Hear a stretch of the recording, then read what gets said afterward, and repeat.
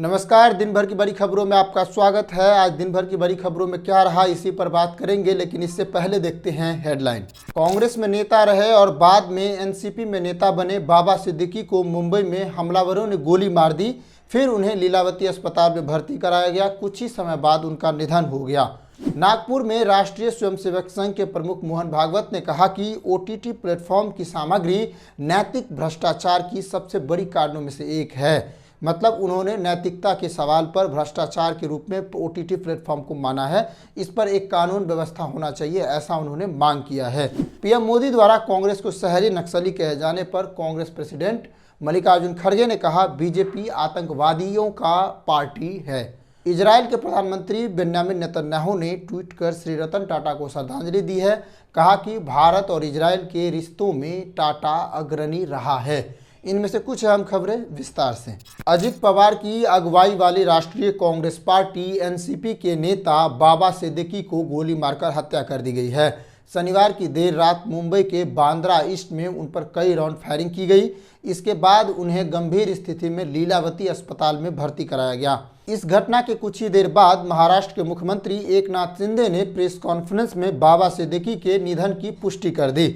मुख्यमंत्री शिंदे ने बताया कि इस मामले में 2 लोगों को गिरफ्तार किया गया है और एक फरार है। गिरफ्तार हुआ एक शख्स हरियाणा का है और दूसरा शख्स उत्तर प्रदेश से है। करीब 48 साल से कांग्रेस में रहे बाबा सिद्दीकी इसी साल फरवरी में एनसीपी अजित पवार गुट में शामिल हुए थे। मुख्यमंत्री एकनाथ शिंदे ने घटना की जानकारी देते हुए कहा कि पूर्व मंत्री बाबा सिद्दीकी पर जानलेवा हमला हुआ था।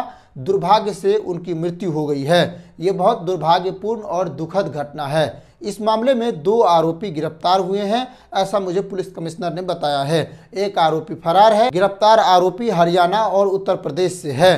तीसरे आरोपी को पकड़ने के लिए पुलिस की टीम लगी हुई है। तीनों पर कड़ी कार्रवाई की जाएगी। राज्य के उप मुख्यमंत्री अजित पवार ने भी एक्स अकाउंट पर एक पोस्ट के जरिए बाबा सिद्दीकी को श्रद्धांजलि दी है। उन्होंने कहा, मैंने अपना एक अच्छा सहयोगी और दोस्त खो दिया है। इस कायरतापूर्ण हमले की कड़ी निंदा करता हूं। बाबा सिद्दीकी को भावभीनी श्रद्धांजलि अर्पित करता हूं। कांग्रेस के अध्यक्ष मल्लिकार्जुन खड़गे ने भी एक्स पर अपने पोस्ट के जरिए बाबा सिद्दीकी की हत्या पर प्रतिक्रिया दी है। उन्होंने अपराधियों को जल्द से जल्द सजा देने की मांग की है। मल्लिकार्जुन खड़गे ने लिखा, महाराष्ट्र के पूर्व मंत्री श्री बाबा सिद्दीकी का दुखद निधन शब्दों से परे है और सदमा पहुंचाने वाला है। दुख की इस घड़ी में मैं उनके परिवार, मित्रों और समर्थकों को अपनी प्रति गहरी संवेदनाएं व्यक्त करता हूं। वहीं लोकसभा में नेता प्रतिपक्ष राहुल गांधी ने एक्स पोस्ट के जरिए लिखा कि यह भयावह घटना महाराष्ट्र में कानून व्यवस्था की पूर्ण विफलता को उजागर करती है। सरकार को जिम्मेदारी लेनी चाहिए और न्याय होना चाहिए।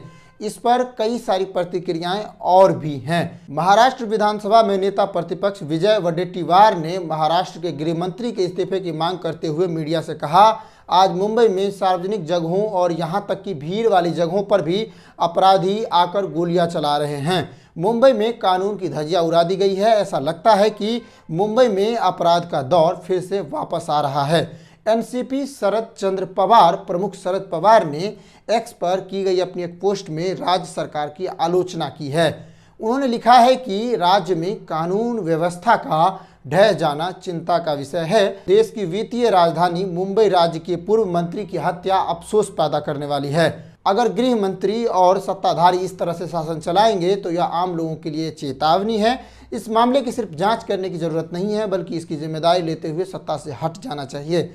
अभी तक की सूचना के मुताबिक बाबा सिद्दीकी पर 5 गोलियां चलाई गई थी, जिनमें से 3 गोलियां उन्हें लगी थी। कुछ मीडिया रिपोर्टों में कहा गया है कि एक गोली उनके सीने में लगी थी। सिद्दीकी पर गोली चलने से पहले घटनास्थल पर पटाखे छोड़े गए थे। बताया जाता है कि बाबा सिद्दीकी को 10 से 15 दिन पहले धमकी मिली थी।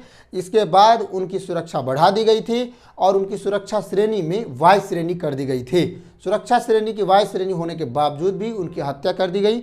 इस समय अभियुक्तों की जांच चल रही है और पुलिस की ओर से कोई आधिकारिक सूचना नहीं दी जा रही है। यह भी एक सबसे बड़ा सवाल है कि पुलिस इस पर कोई आधिकारिक सूचना क्यों नहीं दे रही है। बाबा सिद्दीकी पिछले 3 से 4 दशक से राजनीति में सक्रिय थे और 16-17 साल की उम्र से ही अधिकांश समय वो कांग्रेस से जुड़े रहे।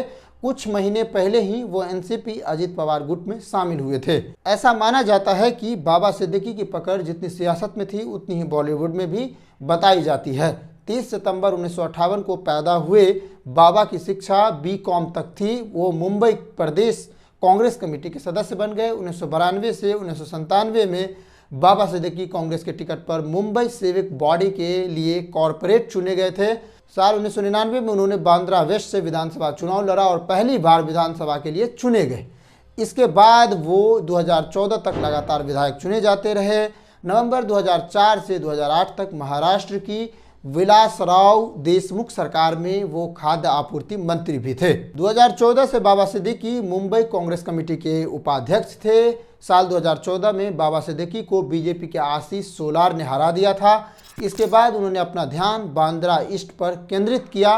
2017 में ईडी ने बांद्रा में बाबा सिद्दीकी से जुड़े ठिकानों पर मनी लॉन्ड्रिंग के मामले में रेड मारी थी और इसके बाद वो राजनीति में सियासी रूप से सक्रियता में कमी दिखने को मिली थी, जिसके बाद उसके बेटे जीशान ही ज़्यादा सक्रिय थे, जो 2019 में बांद्रा ईस्ट से चुनाव जीते हैं।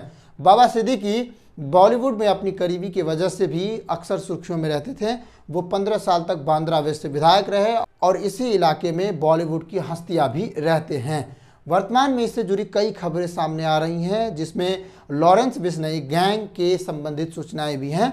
ऐसा कहा जा रहा है कि सलमान खान से संबंधित लोगों को लॉरेंस बिश्नोई गैंग की तरफ से धमकी मिल रही है और उनको जान से मारने की धमकियां भी दी जा रही है। वहीं एक और दिलचस्प बात है बाबा सिद्दीकी के बारे में कि उनकी इफ्तार पार्टी में राजनेताओं के अलावा बॉलीवुड की बड़ी हस्तियां शाहरुख खान, सलमान खान, आमिर खान, संजय दत्त तक के लोग आते थे। ऐसा माना जाता है कि जब शाहरुख खान और सलमान खान के बीच सामुदायिक झगड़े हुए थे तो उसे खत्म करने में भी बाबा सिद्दीकी की अहम भूमिका रही है। कांग्रेस के दिग्गज नेता रहे और जाने माने अभिनेता सुनील दत्त से भी बाबा सिद्दीकी की करीबी रही थी। वर्तमान में इससे संबंधित कई घटनाएं और सामने आ रही है, कई नए खुलासे होने बाकी है और कई चीज़ें शामिल हो रहे हैं। इस घटना के बाद संजय दत्त और प्रिया दत्त सबसे पहले सिद्दीकी परिवार से मिलने गए और उन्हें बताया जाता है कि यह सबसे भरोसेमंद संबंधों में से एक है। नमस्कार, देखते रहिए सान इंडिया। मिलते हैं अगले दिन।